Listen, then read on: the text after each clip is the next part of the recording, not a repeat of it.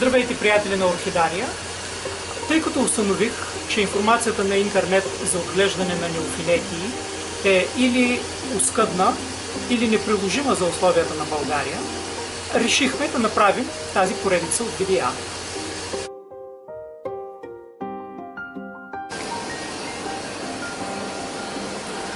Много често различни колекционери ми задават въпроса: мога ли да гледам неофилетията в саксийка? Задължително ли е да правя този, както се казва на японски, висок монтаж? Да, неофилетиите могат да се отглеждат в саксийки много успешно. Както виждате, аз по този начин размножавам бебетата и малките неофилетии. Те могат да бъдат отглеждани в обикновена орхидейна среда, която обаче да бъде с относително големи частици, защото нека да не забравяме, че неофилетиите са ванни. Така че да, те могат да бъдат отглеждани в саксийки. Не е необходимо да бъдат монтирани по традиционен японски начин. Сега ще кажа няколко думи за грижите през септември и октомври месец. Както знаете, неофилетиите през лятото развиват тяхната най-красива окраска на листата.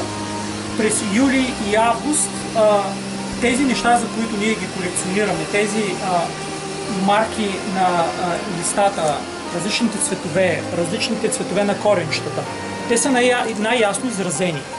През септември и октомври вие все още ще виждате развиващи се коренчета с много красиви връхчета, но с доближаването на зимата красивите окраски на връхчетата ще започнат да стават все по-кафяви.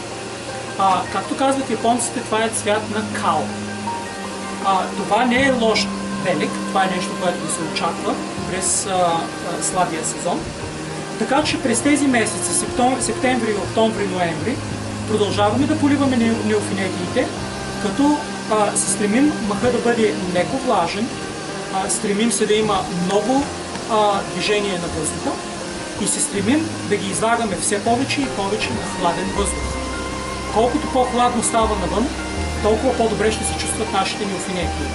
Не дейте да ги държите на топло, не дейте да ги държите на температури от 26-27 градуса. Нощните температури трябва да бъдат хладни, трябва да има голяма амплитуда между дневните и нощните температури, така че ако денят е хладен, нощта трябва да бъде още по-хладна. Не се страхувайте да изкарвате растенията навън под добра сянка. Неофилетиите растат в клоните на дърветата, които все още имат листа.